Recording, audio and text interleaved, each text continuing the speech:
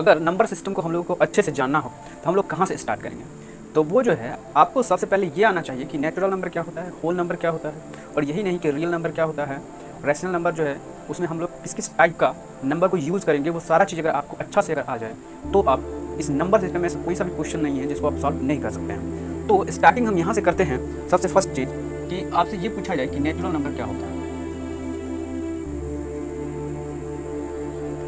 तो natural number उस number को कहा जाएगा जिसको हम लोग काउंट करते हैं 1 से।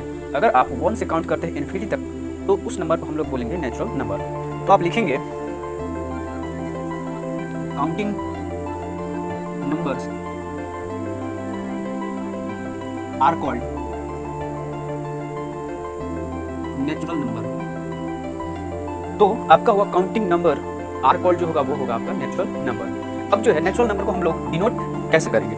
तो नेचुरल नंबर को जो है इस तरह से आप लोग डिनोट कर सकते हैं। It is denoted by n।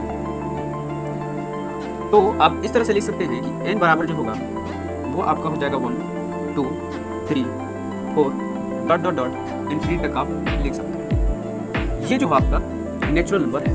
अब नेचुरल नंबर के जस्ट बाद अगर बात किया जाए तो वो कौन सा नंबर होगा? तो नेचुरल नंबर के जस्ट बाद जो होगा वो आपका नंबर हो जाएगा whole number.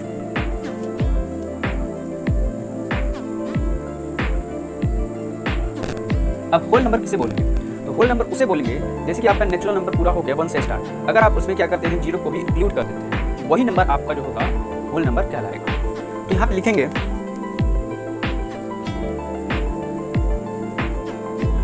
All natural numbers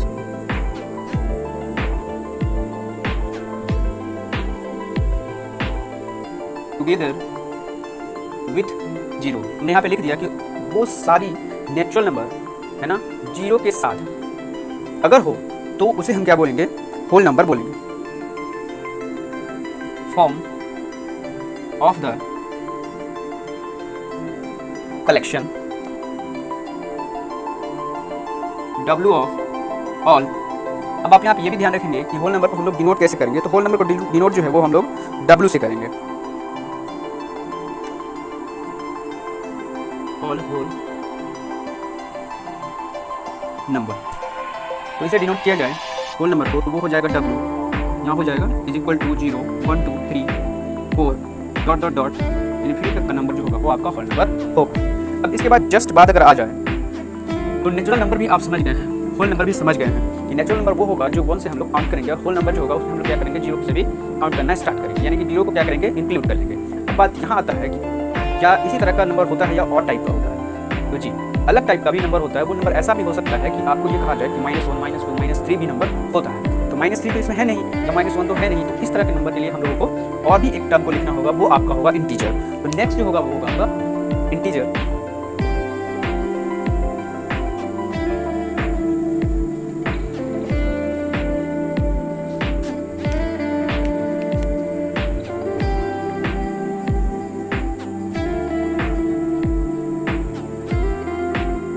तो इंटीजर का डेफिनेशन होगा ये कि all natural number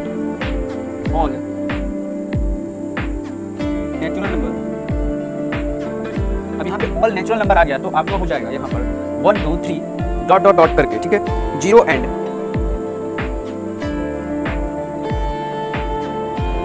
negative all natural number 0 and negative of natural number. All natural numbers 0 and negative of natural numbers form of the collection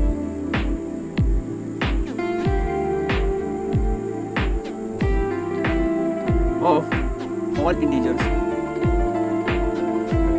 तो integer जो है उस number को कहेंगे जैसे कि ये नंबर है 0, और 0 से अगर पीछे का बात करें तो आपका हो जाएगा माइनस से इस तरफ अगर आ रहे हैं आप लेफ्ट की तरफ तो सारा माइनस में नंबर है, और 0 के आप राइट साइड जा रहे हैं तो ये आपका पॉजिटिव नंबर है। तो इस तरह का जो नंबर होगा वो आपका कहलाएगा इंटीजर्स। तो इंटीजर्स को हम लोग डिनोट कैसे करेंगे? तो डिनोट जो है वो हम लोग जेड से करते हैं, और आप इस तरह से लिख सकते हैं 0 -1 -2 -3, और यहाँ पे हो जाएगा +1 +2 +3 डॉट डॉट डॉट इन्फिनिटी तक का नंबर, ठीक है। तो इस तरह का जो नंबर होगा वो आपका इंटीजर कहलाएगा। अब यहाँ पे बात आता है कि 0 जो होगा वो आपसे क्वेश्चन में ये पूछा जाएगा कि जीरो जो है वो हो क्या, मतलब है क्या। तो जीरो जो है उसको आप कह सकते हैं नोट में, zero is not a positive integers nor negative integers. Zero को तो आप बोलेंगे ना ये तो ये है पॉजिटिव इंटीजर्स, ना ही ये है नेगेटिव इंटीजर्स, ठीक है। इसको आप इस तरह से बोल सकते हैं जीरो को जीरो इंटीजर्स, डायरेक्ट आप इसका नाम रख सकते हैं कि जीरो इंटीजर्स है।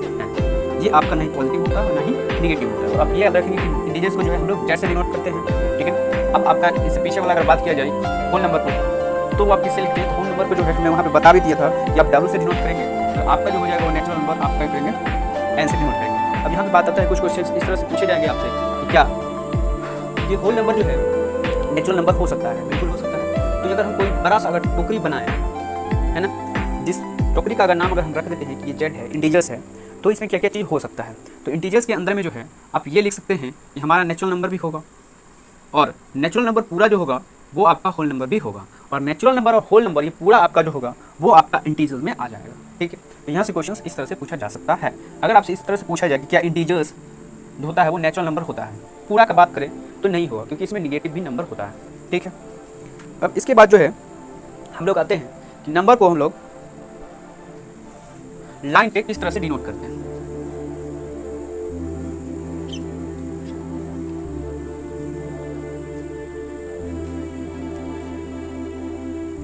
Representations of integers on number line।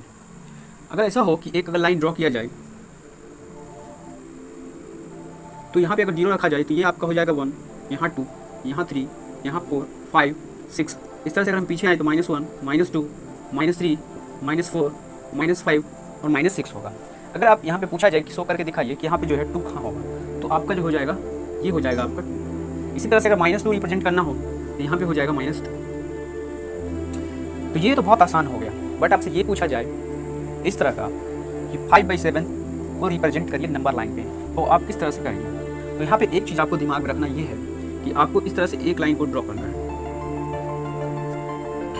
अब जो है यहाँ पे अगर आप जीरो लेते हैं और सपोज यहाँ पे अगर आप देखेंगे कि अगर आपका जो डिनोमिनेटर होता है वो अगर नोमिनेटर से ज़्यादा है, ठीक है, तो हर हमेशा जो होगा उसका आंसर जो होगा वो 0 और 1 के बीच में ही होगा। इस चीज़ को आप गांठ बांध लेनी है। अब जो है यहाँ पे देखेंगे ये तो है सबसे ज़्यादा, 7 जो है वो ग्रेटर देन है ना 5 से, तो आप 0 और 1 के ही बीच में रखेंगे, तो यहाँ पे हम लोग ये करते हैं।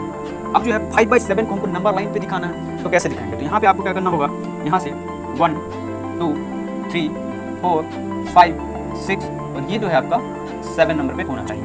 अब आपसे पूछा रहा है 5/7, तो यहाँ से आ जाएंगे 1, 2, 3, 4, 5, तो यही आपका जो होगा 5/7। इस तरह से जो है अब अलग अलग टाइप का नंबर लेकर के नंबर लाइन पे दिखा सकते हैं कि यहाँ पर जो होगा ये हमारा नंबर होगा।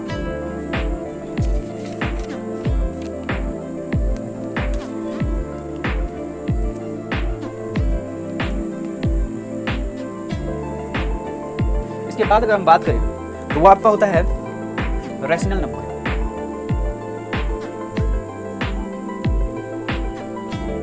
तो रैशनल नंबर वो नंबर होता है जिसको हम लोग क्या करते हैं p/q के फॉर्म में लिखते हैं। बट एक कंडीशन ये होता है कि आपका q जो होगा वो क्या होगा 0 के इक्वल नहीं होनी चाहिए। अगर 0 के इक्वल हो जाएगा तो वो आपका क्या होगा रैशनल नंबर नहीं होगा, ठीक है। तो बात किया जाए एग्जाम्पल में तो आप ऐसे लिख सकते हैं 1/4, 2/3, -4/5, ये सब जो होगा आपका रैशनल नंबर होगा। अब अगर रैशनल नंबर में भी आ गए हैं तो इस तरह का भी आप देखते होंगे क्लास 9th में कि इक्विवेलेंट करके नंबर आता है। तो इक्विवेलेंट नंबर अगर आपको निकालने के लिए बोला जाए तो आप क्या करेंगे, इक्विवेलेंट रैशनल नंबर। अब जैसे इक्विवेलेंट रैशनल नंबर की अगर बात किया जाए तो जैसे यहाँ पे अगर 1/2 लिखते हैं तो आपको क्या करना है 1/2 को इस तरह से लिखना है, इसको कैंसिल करने पे क्या हो जाना चाहिए 1/2 ही हो जाना चाहिए। यहाँ का 2 से मल्टीप्लाई करते हैं तो नीचे भी आपको 2 से करना होगा, तो यहाँ हो जाएगा 2/4। नेक्स्ट अगर इसी तरह से इक्विवेलेंट अगर फाइंड करना होगा 1/2 का तो आप यहाँ पे 1/2 × 3/3 से मल्टीप्लाई करेंगे तो आपका हो जाएगा 3/6। तो इस तरह से आप जो है अलग अलग नंबर लेकर के इक्विवेलेंट रैशनल नंबर को फाइंड कर सकते हैं, चाहे वो माइनस में हो या प्लस में हो, उसमें मतलब नहीं है। तो नेक्स्ट होता है एक जो होता है कि बहुत बड़ा बड़ा जो है नंबर दे दिया जाता है और उसको कहा जाता है कि आप इस नंबर को सिंपलेस्ट फॉर्म में जो है लिख करके बताइए। तो अगर किसी नंबर को सिंपलेस्ट फॉर्म में करना हो तो आप कैसे करें?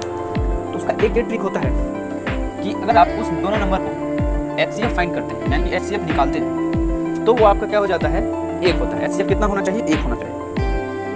Simplest form of rational number.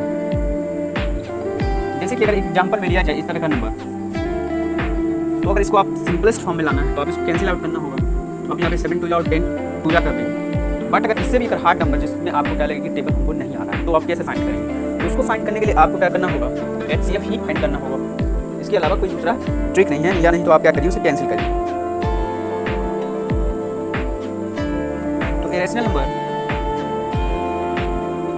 Definition लिख लेते हैं। इरेशनल नंबर p/q, कोई भी रेशनल नंबर हो जो p/q के फॉर्म में लिखा हुआ हो, is said to B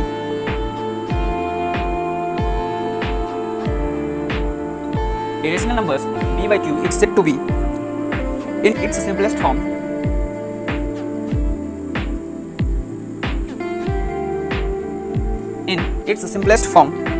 if p/q, यहाँ पे लिख सकते हैं if p and q, दो नंबर होगा, आपका एक होगा p और दूसरा जो होगा वो q होगा, आप integer having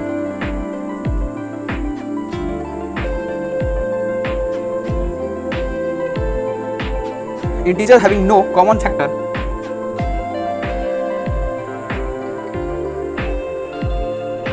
other than 1। Common factor जो होगा वो एक के सिवाय दूसरा कुछ नहीं होना चाहिए, तभी जो है आप सिंपलेस्ट फॉर्म में नंबर को ला सकते हैं बहुत ही आसानी से। जैसे अगर एग्जांपल में लिया जाए इस तरह का नंबर 12/20, तो इसका कॉमन फैक्टर जो है क्या होना चाहिए? वो सिर्फ एक ही होना चाहिए। तो आप इस तरह से निकाल सकते हैं कि 12 में जो है 20 से HCF फाइंड कर सकते हैं इस तरह का। या अगर आपको कैंसिल आउट करने आ रहा है, बहुत ही आसानी से आप कर सकते हैं। 3 4 हो जाएगा, यहाँ पे 5 4, ये 3/5। अगर आप इस दोनों का HCF निकालेंगे तो कितना?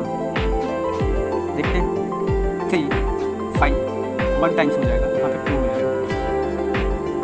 अब 2 से 3 भी करना है तो 2 1 2, यहाँ पे आप देखिए 1 2 HCF जो है आपको क्या देखने को मिलता है? एक देखने को मिलता है। और ऐसा ही नंबर हो जिसको क्या आप HCF जो फाइंड करेंगे, जो कॉमन फैक्टर होगा वो अगर 1 होता है, वही हमारा जो नंबर होता है वो सिंपलेस्ट फॉर्म में रहता है। तो इससे आगे वाले वीडियो में हम लोग ये भी देखेंगे कि जैसे आपके पास अगर -3/4 नंबर है या -13/5 है, इस तरह का अगर नंबर हो, इसको अगर नंबर लाइन पर रिप्रेजेंट करना है तो आप किस तरह से नंबर को रिप्रेजेंट करेंगे। तो ये सारी चीज़ें हम अगले वीडियो में देखेंगे। तब तक के लिए जय हिंद, नमस्कार, आदाब, अभिनंदन।